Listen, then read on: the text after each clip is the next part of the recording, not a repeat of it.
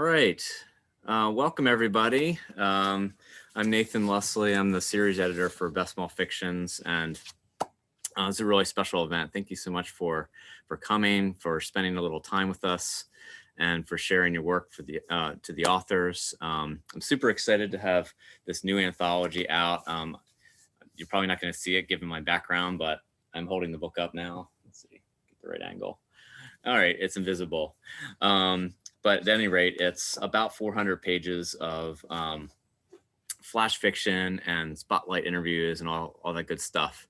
And it's just, I think, a really terrific iteration. This is my second year doing it. And we're kind of gearing already up for 2021. And it's going to really knock your socks off. So get ready for that. Quick thanks to Sandra Press, to the extensive editorial staff I have helping me, to all the wonderful authors who, just write such great stuff and are in the book, and even to the authors who didn't make it into the book. I mean, there's just so much great flash fiction, small fiction, whatever you want to call it these days, to select from. Also, many thanks to the editors and to the publishers and magazines who, without them, I wouldn't find out about all this great stuff, all this great literature. This is our international reading. So the flavor of this particular reading is a little different because we have people logging in from all over. We have New Zealand, we have all kinds of places, I think, which makes it really exciting. This is just a sliver, however, of the international flavor of the actual anthology. Not all folks are able to read or just couldn't make it or whatever. I'm really happy to say that Best Small Fictions is very much an international anthology. So I'm delighted to have this particular theme. I'm really excited about this. Just want to mention that at the end of the month, last Sunday of February, we have our very last Best Small Fictions reading. And that particular reading will have DMV focus, which is the District of Columbia, DC, and Maryland and Virginia, with some other writers in the mix as well. So we do have one last reading at the end of the month. 5:30 is our time. Okay, so what I'm going to do here is we'll just go in alphabetical order. I don't think Kevin is here, so hopefully he is able to slip in. So that means that Jenna Heller is going to start us off right from A to H. So quick intro for Jenna, and then we'll get started. Jenna Heller lives in Christchurch, New Zealand with her partner, 2 teens, 2 cats, and a very demanding dog. The Change was also runner-up in the 2019 North and South short story contest. Hard to say that. Please welcome Jenna Heller. Thank you. Thank you very much. Okay, The Change. That she'd started sleepwalking at the age of 47 wasn't completely unexpected. Creeping about the house at 2 in the morning, making tea, playing solitaire, even cleaning the fish tank. Leaving the house, though, that was new. At first, she'd wake at the bus stop just as the early commuters arrived, slink home to make breakfast for the kids, then send them off to school like everything was normal. But some days later, when she found herself at the end of the pier one morning, walking the dunes the next, and searching for sand dollars in waist-deep water the morning after that, well, she knew then, time was thin. Her grandmother had disappeared in a pond at 49, her own mother in a lake at 48. After the hot flashes and mood swings, they'd slipped through the night in search of water. And now she watched her own body change in unexpected ways. The skin between her fingers grew sticky and webbed, her eyes red and itchy. And when 5 faint scratch marks appeared at both sides of her neck, she knew it was only a matter of time. Then one night, after a day of gagging in the thick summer heat, she stacked the diaries of explanation on the table and allowed the sea breeze to lull her to sleep. The next day, the house was silent, the back door wide open, and her clothes found tangled in the kelp at high tide. Thank you.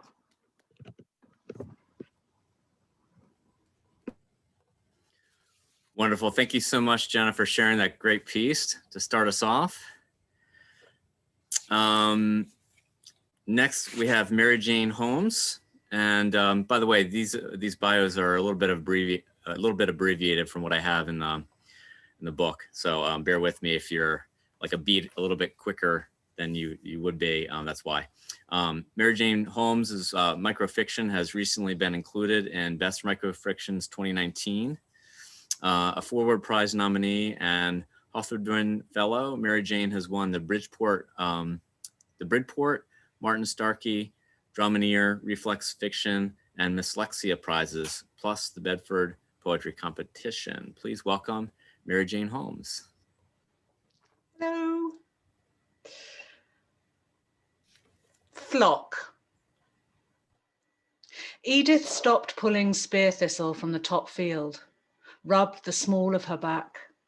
It was that time of year again, summer squalls threatening, and the roof black with starlings.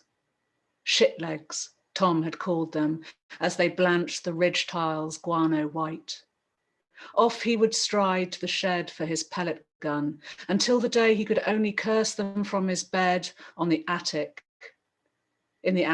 while they skittered the skylight above his head. Edith watched the flock swoop to feast on frog hoppers hatching from the cuckoo spit that drenched the pasture.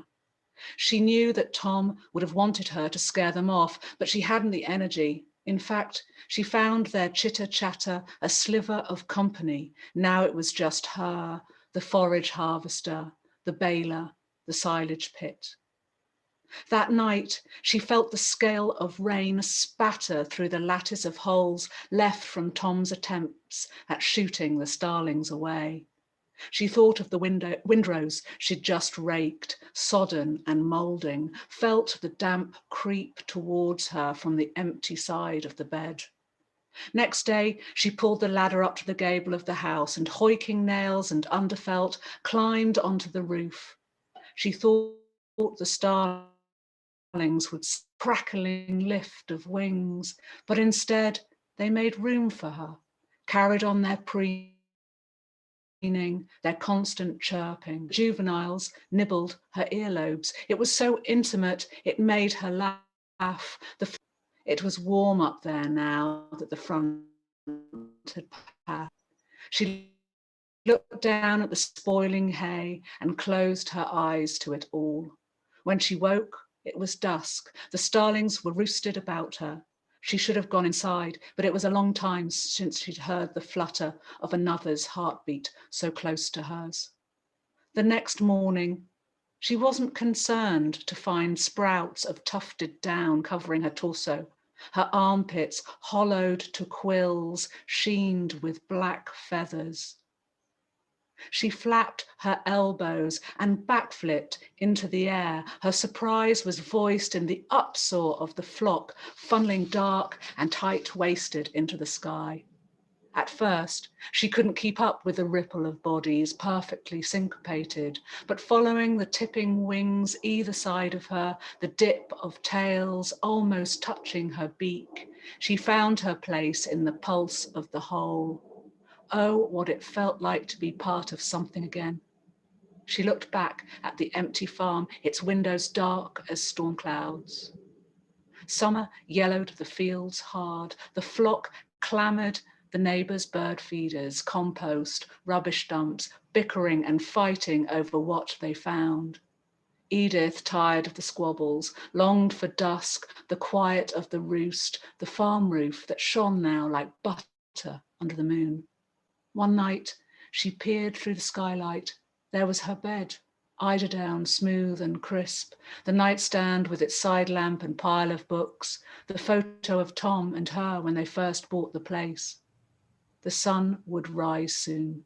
She tucked her head under a wing and tried to sleep, but then she heard the skylark bullet into song, saw it hover, then dive into the swathe of hay she'd left a season ago. and as it belted out its solitary ascendant tune, she thought, perhaps, yes, perhaps I can do this alone.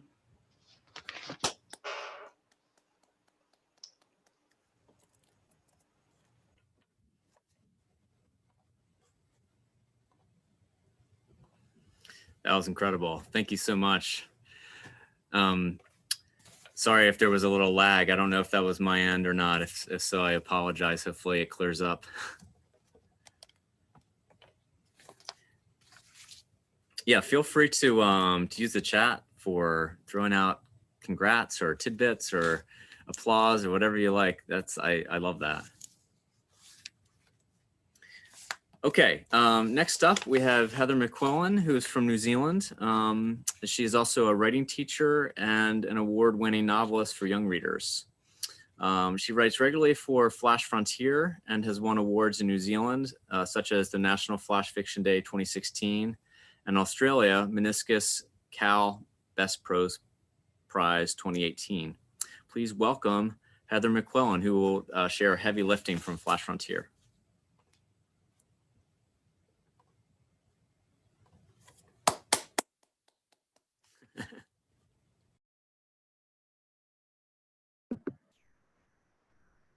You're still on mute, Heather. What I've done there. Tēnā koutou kua hui mai nei. My name's Heather McQuillan, and my piece was written to honour some of the people who worked to lift a very heavy weight that had descended on our city after the horrific terrorist attacks, the massacres at two of our mosques nearly 2 years ago.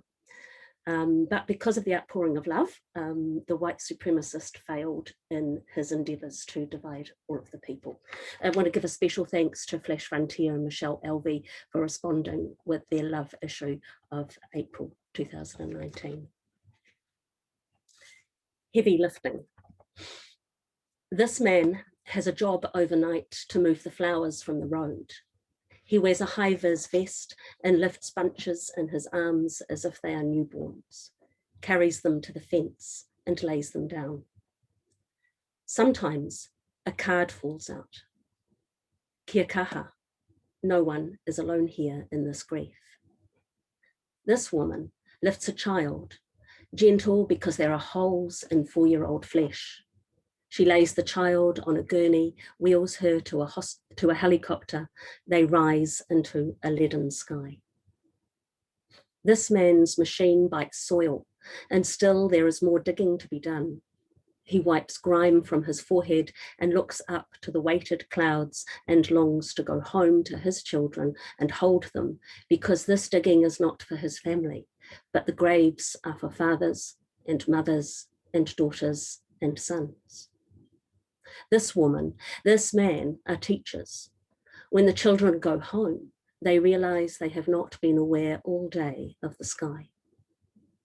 This woman demonstrates kindness and kaitiakitanga and resolve to the world, while back home, her daughter takes her first crawling steps.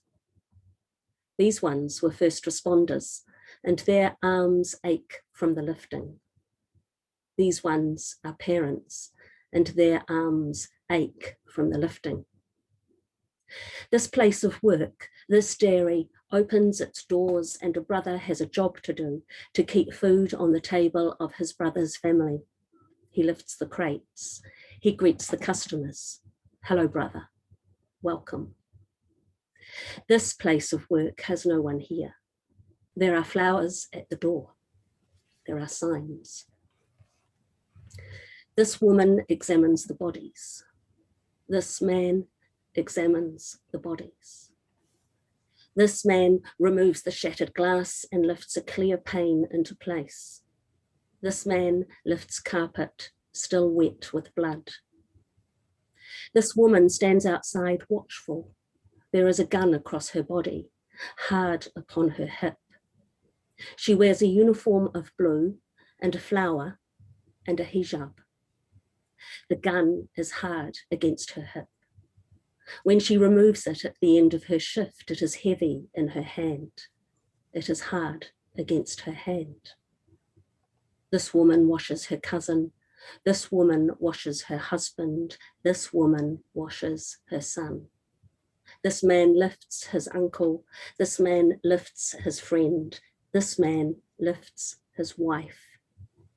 They lay them down.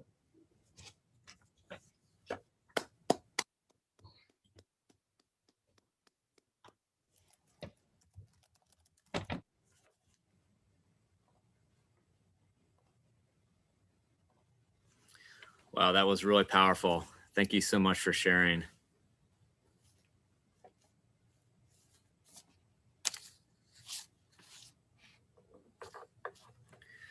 Our next reader is Alesia Kate. I'm not sure if I'm pronouncing that correctly, but hopefully I did it. Who is a noun concealed everywhere in the sentence, but not quite where you'd first expect. Kate is the author of The Face of Our Town, Kernpunkt Press 2016, and Krakulur, Finishing Line Press 2019. Please welcome Alesia Kate.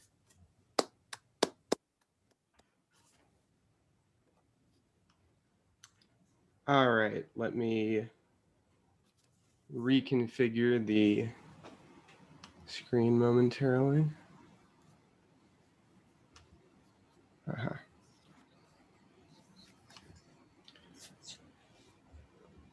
Years are sentences.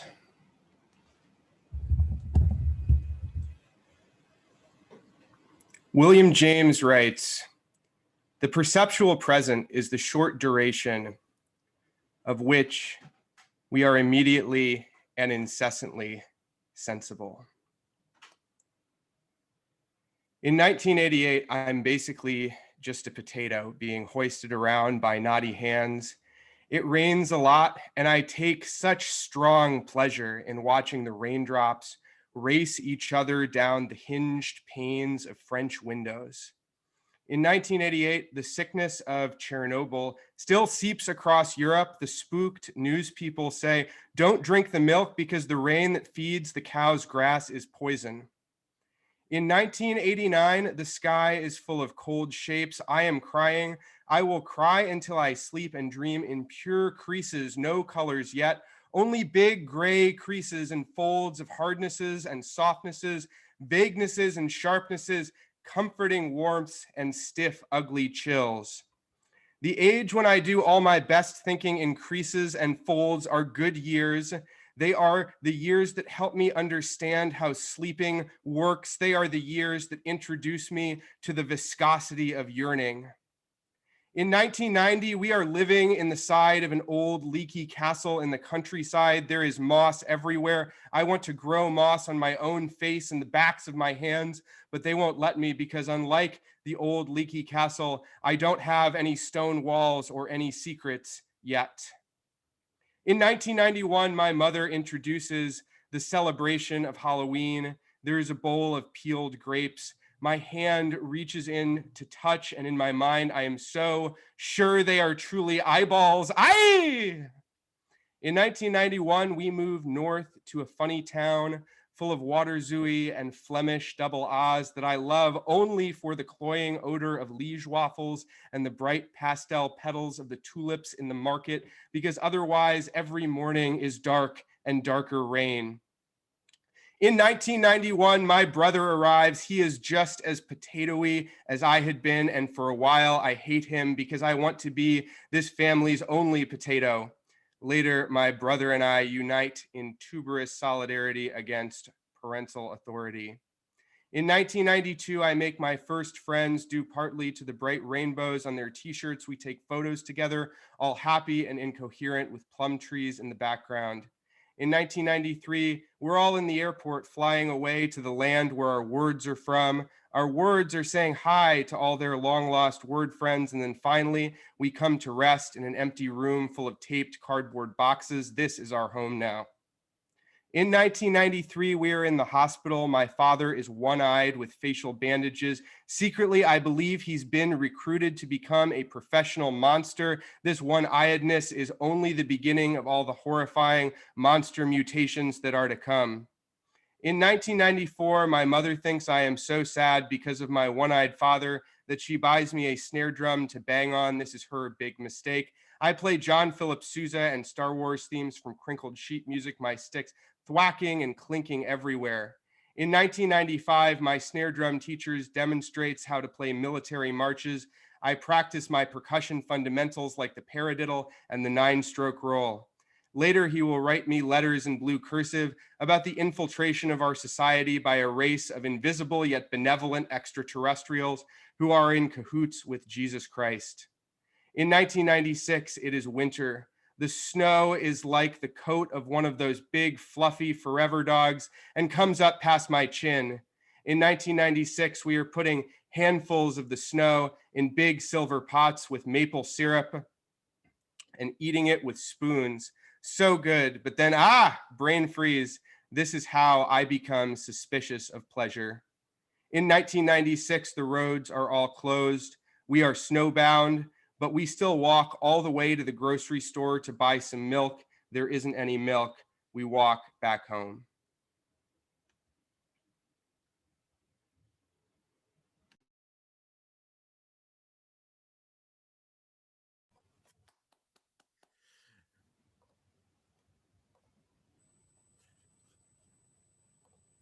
Awesome job. That was really great.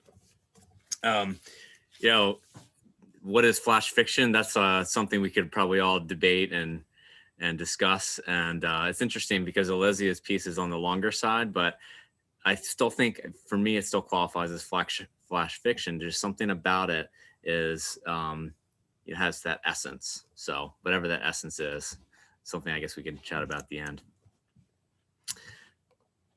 All right. That was from Rabbit Oak, by the way. I've been forgetting to mention where these various pieces were originally published. Jenna Heller's piece was from North and South, by the way.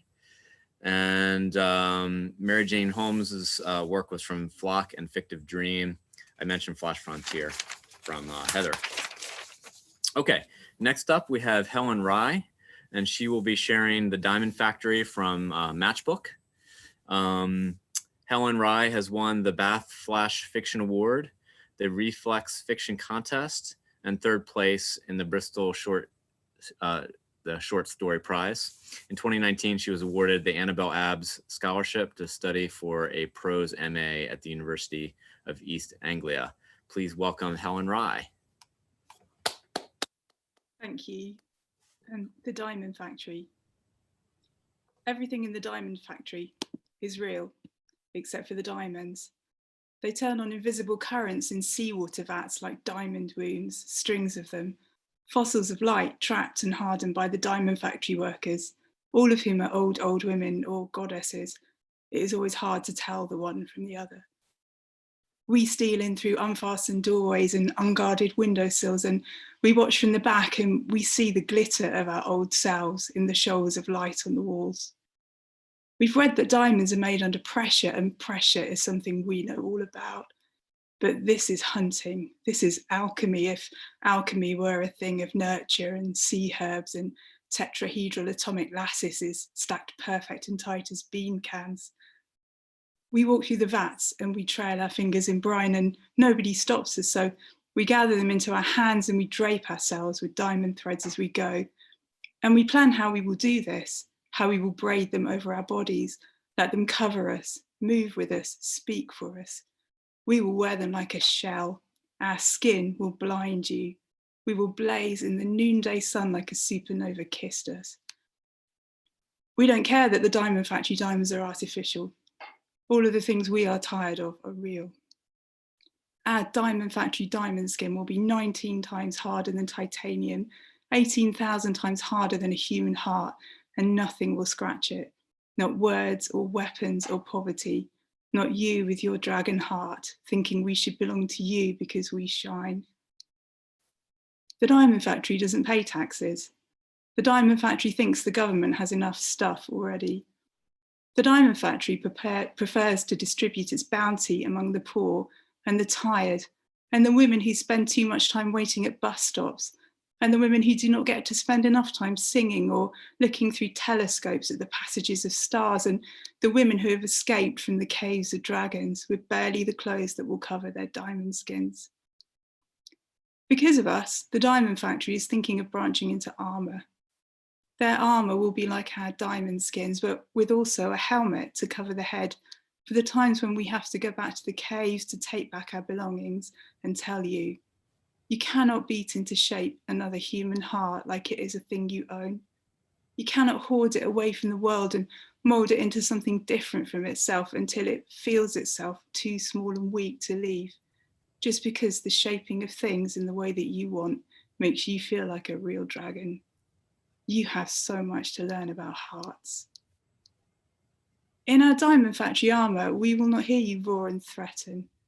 We will take back what is ours and will not hear you tell us how fragile we are and how actually it is we who are boiling and how actually it is we who have brought about our own hammering. Our Diamond Factory armour will cover our ears with the hardest of light from the hands of old women whom secretly we think of as goddesses, whose voices will whisper to us all of the way out of the mouth of the cave, thousands of them saying, look how strong we are, all of us together and always. Look how hard we shine.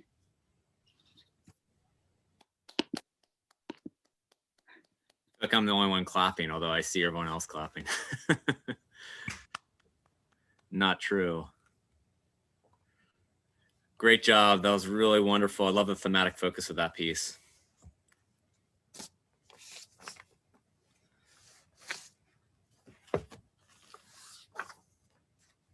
Okay, next up we have Gregory Stevens, who is an associate professor of English, University of Puerto Rico, Mayagüez. His book, Three Birds Sing a New Song, a Puerto Rican trilogy about dystopia, precarity, and resistance, was published by Intermezzo 2019. Please welcome Gregory Stevens, who will read Cassius Blue from The Aesthetic Apostle. Okay, a brief word of context here. Cassius Blues is the introduction to a novel in progress. It's called The Terrible Racket, and this piece functions as an establishing shot. So in a world after hurricanes, earthquakes, economic catastrophe, and student strikes, people in this world are trying to make do with what is left to them. The old man sitting in a big house up on the mountain hollers, moans, bitches, and groans. The yellow stucco house is on a hilltop street called Caxias, looking out over the Caribbean towards the Dominican. An idyllic tropical setting from a proper distance, but up close, Gabriel's vocalizations are unsettling. The zombie-ish groaning sounds like a man being crucified. Some neighbors think Gabriel is senile. His wife Martha knows better. He makes a terrible racket, but sometimes it is music to her ears. The symptoms of progressive supranuclear palsy include impulsive behaviors like standing up without waiting for assistance or loss of interest in pleasurable activities, which Martha knows not to be true. On the patio, a sun parakeet is shrieking. The big bird cage hangs over the edge of the balustrade bordering the walk-around balcony under the shade of an enormous mango tree. Cierra el pico, Coutora, Martha says, her voice raspy. Shut your mouth, Chatterbox. But then, in a more affectionate tone, she adds, I don't know why I keep feeding you. It's not clear as if she is speaking to the parakeet or to the invalid grunting out bestial noises. In fact, the bird seems to be mimicking the old man's bestial howls. This aged parrot, its once splendid coat of many colors now faded, flew up from a ferry 20 years ago, back during boom days of Mayagüez. In that time, ferries stopped regularly, always an event. Tourists came on land and spent their money. New developments were pitched to investors sniffing around. Sometimes sexual fluids were exchanged. Martha still remembers like yesterday how on that day, a young tropical bird escaped some ship. The brightly plumed bird flew straight up the steep house into the house of Gabriel and Marta. It seemed like a harbinger then, presaging continued good fortune. Over time, however, the bird became a portent of something else. Nowadays, this stretch of the island looks like a post-apocalyptic film.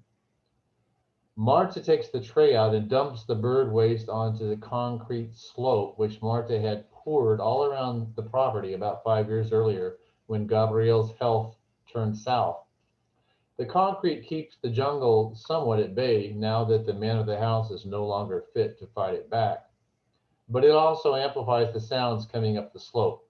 Traffic on Highway 102, the grinding and whining of a power plant, the docking of a freight ship. Then there are the island specials, Jeeps with sound systems powerful enough to bring down the walls of Jericho, pumping reggaeton at incomprehensible volumes. The whole mountain trembles. Ay, mi amor, ¿qué es mi amor? Says Marta to her son Conure, and the same over-the-top sweet talk that she also uses for Gabriel and the neighborhood dogs. She lays it on thick and they all lap it up. Dogs, men, aging birds. She gives the old parrot seeds and looks the little guy in the eye down in the bottom of the cage, from which he seldom strays now. Gabriel starts up again, and Marta shuffles inside in a gown and slippers, gray hair now showing at the roots, under gold tint her beautician reapplied last visit. The bird eats, the old man groans, and the sky-scraping mango tree, towering up out of the poured concrete at its roots, is shedding its overabundance of fruit at an alarming rate. It's April now, and the mangoes falling down on the concrete slopes sound like mortar fire. Duds they may be, but the force of their fall still startles. They gather at a retaining wall where the concrete ends, and there they rot. All around town, the mangoes sit and stink, evidence of the jungle's decadent affluence. Puerto Ricans are eating up Popeyes or some other fast food joint, and they don't have the time to pick up even the most beautifully formed, brightly colored, perfectly ripe mango. But the iguanas are having a field day. Up on Caiceas, below Marta's house, a giant of an iguana slithers up the mango tree to feast. The blue and avocado green of the iguana's scaly coat is somewhat of a camouflage when it moves from the long trunk into the foliage overburdened with fruit. The parakeet screeches at her. Cierre el pico, Marta calls out again, but not putting much effort into it this time. The male nurse arrives and Marta leaves for her volunteer work at a retirement home. Marco, the young nurse, wheels Gabriel out onto the patio to smell the ocean breeze. Gabriel is bald and bare-chested. His bald head reflects the sunlight, giving the space around his head a halo-ish glow. His bare chest is surprisingly slender and well-formed for a man who has been an invalid for 5 years. Hey, he utters, the only word seemingly left in his vocabulary. He has pulled himself halfway up the banister as if he might throw himself down to the concrete slope. Marco takes the hint and wheels Gabriel to the adjoining yard and storage space where Gabriel once kept his auto parts inventory. The yard is a well-maintained island in the sea of junglish overexuberance, a postcard stamp of tropical charm. But the yard is shadowed by huge power lines marching down to the sea. Marco helps raise Gabriel up to the metal bar atop the chain link fence, and Gabriel supports himself there a few minutes. The invalid is doing his version of pull-ups, keeping his body toned for his wife, who still hears music in his moans.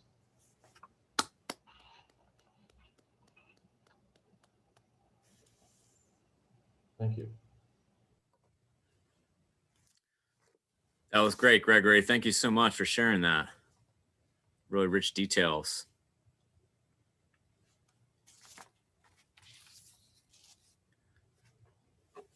Next up, second to last, but not last, is, as we were joking about earlier, is Francine Witt, who is the author of the flash fiction collection Dressed All Wrong for This, Blue Light Press, 2 flash fiction chapbooks, The Wind Twirls Everything, Musclehead Press, and Cold June, Rope Walk Press, as well as a novel in flash called The Way of the Wind, Ad Hoc Press.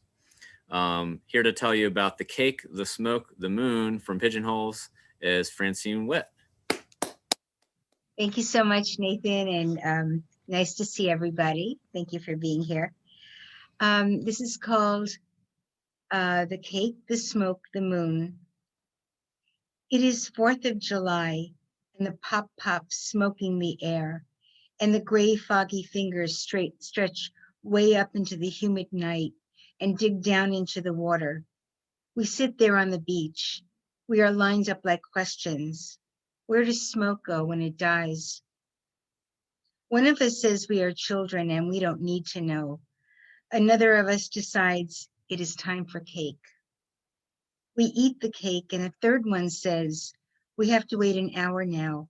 She is the one who will follow the trail of the smoke fingers into the water that even an hour from now will be lit up only by the moon. The rest of us will wait safely on the beach, cake crumbs on the blanket. We will watch the water open its mouth and swallow. The one walking into the water, the one looking for the smoke, will never find it. And we can only watch as she never pops her head up like a firework dud. The lifeguards run their useless legs into the water. Even the moon knows it's too late. Thank you.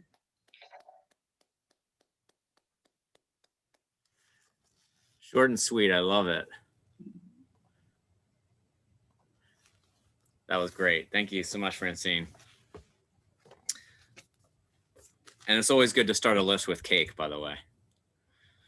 It would be a totally different story if it was the smoke, the moon, and then the cake, but definitely the cake goes first. All right, last but not least, we have a Z, as in Lisa Zimmerman, whose poetry and short stories have appeared in Red Book, The Sun, Florida Review, Poet Lore, Chiron Review, Tramp Set, Animal Sifts Review. I'm not sure how to pronounce this one. SWW, Swim, is it Swim, Everyday and Others? SWWIM. Here to tell us about Nobody Knew My Mother Was a Drunk from Apple Valley Review is Lisa Zimmerman. I'm going to hold up the book because it's beautiful. Thank you. Somebody said online, this so happy to be in this brick of a book. This brick, yeah. You know, coming after all these great writers, wow. Okay, Nobody Knew My Mother Was a Drunk. Jeannie Kiernan was my best friend in 4th grade. Her big sister had a horse, a dark bay gelding who could fold his front legs and leap over painted rail fences. Her sister balanced in the saddle, all poise and focus, capable hands holding the reins lightly, lightly.